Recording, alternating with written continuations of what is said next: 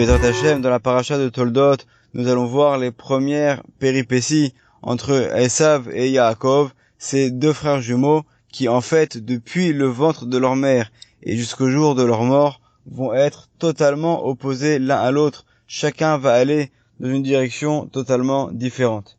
Et il y a une question qu'on devrait se poser concernant la relation parent-enfant. On voit que Rivka a une préférence pour Yaakov, et on pourrait l'expliquer puisque Yaakov est cet enfant Ishtam, Yoshev Ohalim, un enfant parfait sur lequel il n'y a rien à dire, qui est toujours là, assis en train d'étudier, en train de chercher quelle est la bonne action à accomplir. Donc on pourrait comprendre que Rivka a une préférence envers lui. Mais comment expliquer le fait qu'a priori, selon le texte, on aurait l'impression que Yitzhak, qui pourtant est un grand sadique, a une préférence pour Esav, son fils, qui lui est un rachat. Et comme le dit le verset dans notre paracha, au chapitre 25, verset 28, Vayeheav Yitzhak et Esav. Yitzhak a aimé Esav, qui tsaïd befiv, car c'était un chasseur dans sa bouche. Il avait donc une particularité au niveau de la parole, un véritable don au niveau donc de tout ce qui concerne la parole. Le Ben Ishraï, dans son livre Aderet Eliyahu, va se poser cette même question et va également nous donner une réponse qui est en fait une grande leçon concernant les relations humaines.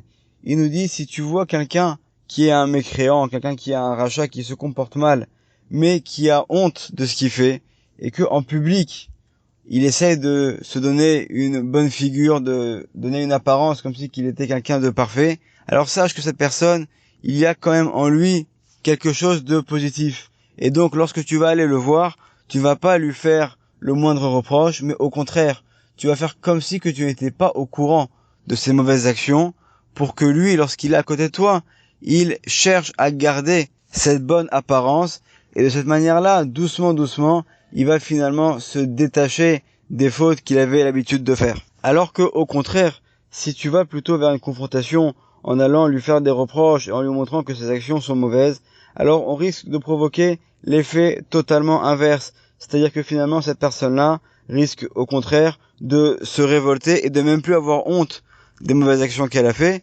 et même aller vraiment dans le sens inverse, et de manière flagrante, elle va accomplir ses mauvaises actions devant tout le monde, se rebeller contre ses maîtres, contre ses parents, etc. Et finalement, ça va aller de pire en pire. Et Yitzhak était totalement conscient de cela.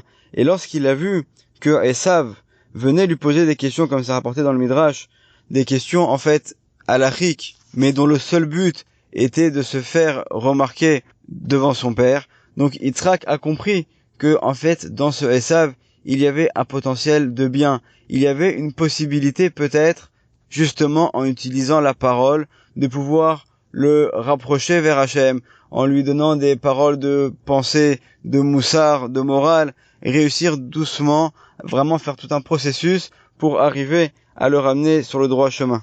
Donc on voit que Yitzhak n'était pas dupe, il savait très bien qui était son fils, qui était Esav, il connaissait ses actions, il savait que c'était un véritable rachat, mais le fait qu'il a vu cette honte qu'avait Esav devant son père, et le fait que Esav voulait toujours donner une bonne apparence devant son père, il a vu en cela qu'il y avait une possibilité de le faire ramener vers le droit chemin. Et donc, Yitzhak va multiplier l'amour envers son fils. Vayehav Yitzhak et Esav. Yitzhak va commencer à aimer Esav, à lui montrer un maximum de marques d'affection, d'amour, pour tenter par la douceur de le ramener sur le droit chemin.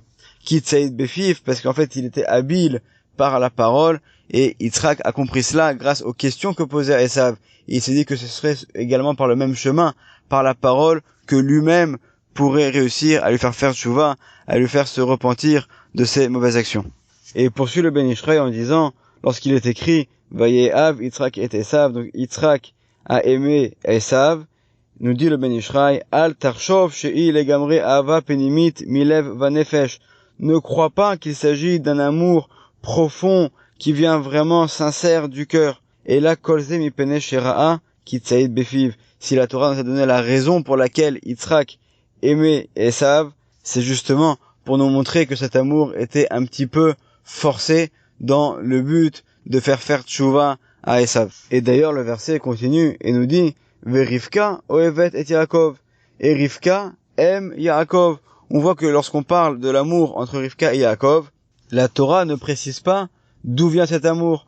Tout simplement, c'est un amour qui est naturel, qui est profond entre une mère et son fils. Donc il n'y a pas besoin d'expliquer les raisons pour lesquelles il existe. Alors que c'est pas le cas pour Yitzhak et Esav, où là il y a véritablement besoin d'expliquer pourquoi est-ce que vient cet amour-là, parce qu'en fait ça vient dans le cadre d'un processus que va entamer Yitzhak pour essayer donc de ramener son fils là où il faut sur le droit chemin.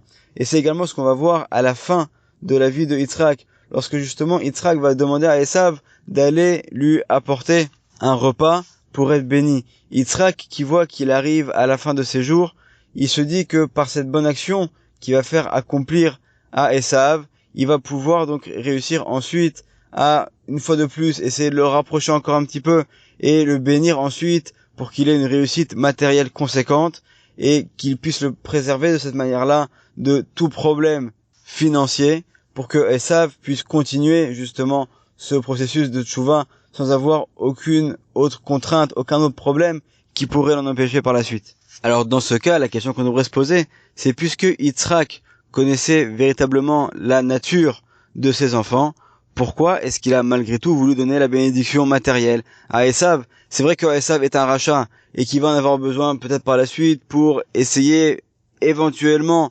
potentiellement de faire tchouva. Mais Yaakov, lui, est un véritable tzaddik. Et également, si Yitzhak, d'emblée, directement, avait voulu donner la bracha, la bénédiction matérielle à Yaakov, ça aurait eu également le même effet. Il aurait pu protéger Yaakov, qui est déjà un tzaddik, de manière sûre, de tout problème financier à l'avenir. Donc pourquoi avoir choisi de privilégier dans ce cas Esav? Et pour nous expliquer cela, le Ben Ishraï va poursuivre toujours dans le livre Aderet Eliyahu et va nous dire que c'est à l'image d'un père qui était très riche, qui avait beaucoup de biens, et il avait deux fils, un qui était très intelligent, et l'autre qui était, malheureusement, un enfant un peu simplet, un peu stupide, qui n'avait pas véritablement de compétences particulières. Et voilà que lorsque le père décède, on ouvre son testament, et là on découvre qu'il a légué les 90% de son patrimoine à son fils stupide, et que le fils intelligent, lui, a eu que 10%. Et donc forcément tout le monde est étonné. Mais au fur et à mesure que les années passent, le fils qui n'était pas intelligent va commencer à dépenser, à mal gérer ses affaires. Et au fur et à mesure, le fils, avec les 10% qu'il avait, il va réussir à racheter les parts de son frère d'année en année. Et finalement, de fil en aiguille, c'est le fils intelligent qui va hériter donc de 100% de l'héritage de son père. Et c'est ce qu'on voit également dans l'exemple de Yitzhak. En fait, Yitzhak a voulu donner une chance à Esav. Il a voulu lui donner une possibilité de pouvoir s'en sortir en lui donnant cette bénédiction matérielle. Mais Yitzhak était conscient que si finalement Esav utiliserait mal cette bénédiction qu'il lui a donnée, alors c'est Yaakov qui pourrait en bénéficier. Et c'est un équilibre qu'on va retrouver tout au long de l'histoire. Et d'ailleurs, c'est en allusion dans le Pasuk, Akol, Kol Yaakov, Vayadaim Yede Esav. La voix est la voix de Yaakov, mais les mains sont celles d'Esav, puisque finalement c'est Yaakov qui va réussir à prendre ses bénédictions matérielles, mais on voit qu'il devra toujours y avoir un équilibre. Lorsque Yaakov, on peut entendre sa voix, c'est-à-dire la voix qui récite la Torah, qui récite les prières, les bénédictions, alors à ce moment-là, Ayadaim Yede Esav, les mains de Esav, des nations, n'ont aucune emprise sur nous. Et malheureusement, lorsque c'est l'inverse, alors c'est là que nos ennemis peuvent arriver, chas de shalom, à essayer de nous attaquer et de nous surmonter. Et d'ailleurs, Esav, il fait allusion, lorsqu'il va arriver finalement et qu'il voit qu'il a raté ses bénédictions et que ses bénédictions a été prise avec intelligence par son frère Yaakov, à ce moment-là, il dit, et bechorati lakar, donc le droit d'aînesse, il a déjà pris. Vene ata, et voici que maintenant, lakar birchati, il a pris ma bénédiction. Et le Ben Ishraï nous dit pourquoi est-ce que Esav précise Veine ata et voici maintenant. C'est évident que c'est maintenant puisque Esav vient d'arriver et l'événement vient d'avoir lieu. En fait, Esav, de manière inconsciente, il sait que même s'il doit recevoir ses bénédictions, en fin de compte, un jour ou l'autre, elle va finir par arriver chez Yaakov puisque lui va mal se comporter. Et donc là, en fait, il est un petit peu comme étonné. Comment se fait-il que ce soit maintenant qu'il est prise? Normalement, Esav aurait dû, lui, la recevoir en premier, et ensuite Yaakov, un jour ou l'autre dans l'histoire, aurait pu recevoir cette bénédiction.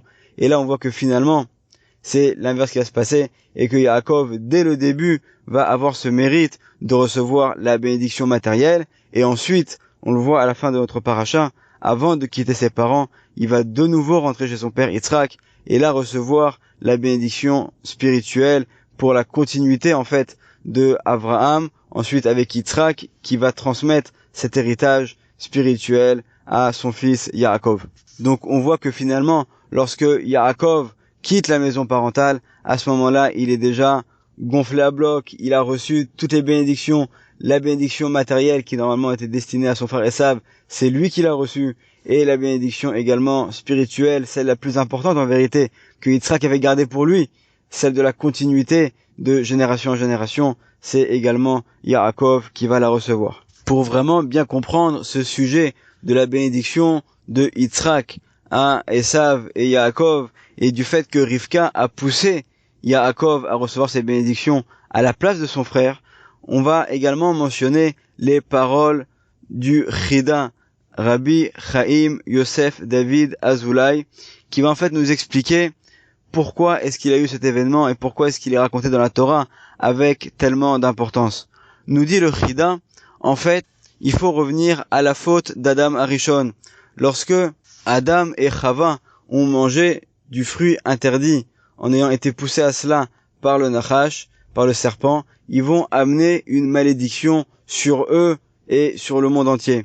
Et là, en fait, on sait que les patriarches sont les réincarnations de Adam et que les matriarches sont les réincarnations de Chava. Et donc, en fait, ici, au moment où Yitzhak arrive à la fin de ses jours, on voit que sa vue a affaibli puisqu'en fait, il est arrivé à un niveau spirituel extrêmement élevé. Il est quelque temps avant son décès. À ce moment-là, il veut donner une bénédiction. Et pour cela, c'est Rivka, qui est en fait la réincarnation de Chava, qui va aller voir son fils Yaakov, qui lui est la réincarnation de Adam, et lui dit, vas-y mon fils, là il y a une bénédiction à prendre. Parce que si toi tu ne la prends pas, qui est-ce qui va la prendre? Ça va être Esav. Et Esav, lui, est la réincarnation du serpent. Et on voit que Yaakov a peur d'y aller. Et il dit à sa mère, mais attention, je risque au contraire, au lieu de rapporter une bénédiction, d'apporter une malédiction. En fait, Yaakov, qui est la réincarnation de Adam, a peur de nouveau d'amener une malédiction supplémentaire sur la terre, s'il se fait découvrir par son père Yitzhak. Et là, à ce moment-là, Rivka, qui est en fait la réincarnation de Chava, va lui dire, Alay qui est la techa béni, ta malédiction est sur moi, mon fils. En fait, c'est moi, Chava, qui ai apporté la malédiction sur le mal en t'ayant poussé toi aussi à fauter avec le fruit interdit et en ayant été poussé à cela par le serpent. Et donc maintenant, ta malédiction est sur moi, ta malédiction de notre vie précédente qu'on a fait venir sur la terre, elle est sur moi. Et donc c'est moi qui dois faire cette réparation. Donc j'en prends la responsabilité et c'est à toi d'aller et avec intelligence, be'orma, avec ruse, tu vas réussir à prendre cette bénédiction de la même manière que le serpent lui aussi, avec ruse, a réussi à nous faire trébucher. Là, on va utiliser le même procédé, mais contre lui, et c'est de cette manière-là qu'on va réussir à le vaincre. Donc, mis à part l'importance de cet épisode de la Torah pour les générations futures, puisque c'est la bénédiction de Yitzhak qui va nous accompagner jusqu'à aujourd'hui dans toutes les générations, on voit également qu'il y a aussi une réparation dans le passé de ce qui a déjà été fait à l'époque d'Adam Arishon, et en fait, ça va être le début de la réparation de cette faute. Et jusqu'à aujourd'hui, tout notre but dans l'accomplissement des mitzvot, comme on l'avait déjà expliqué, c'est de faire cette séparation entre les étincelles de sainteté et celles de l'impureté, puisque les étincelles de sainteté, par la faute d'Adam Arishon, ont été mélangées à des parts spirituelles impures, et grâce à nos actions, grâce à nos bonnes actions, grâce au chesed qu'on va faire, à la miséricorde qu'on va avoir vis-à-vis des autres, à l'aide qu'on va apporter à notre prochain, et également à l'accomplissement à la lettre des mitzvot de la Torah et à l'étude de la Torah, on va réussir nous aussi à poursuivre ce travail, et pour cela, on a jusqu'à aujourd'hui la possibilité de bénéficier de la bénédiction de nos patriarches. Et donc on va adresser une prière à Hachem, qu'on puisse réussir à accomplir notre mission pour laquelle nous sommes venus dans ce monde comme il se doit, et par cela, par ce mérite-là, que nous puissions donc terminer cette réparation et faire venir le Mashiach Bimera Beyamenu. Amen ve Amen. Shabbat Shalom.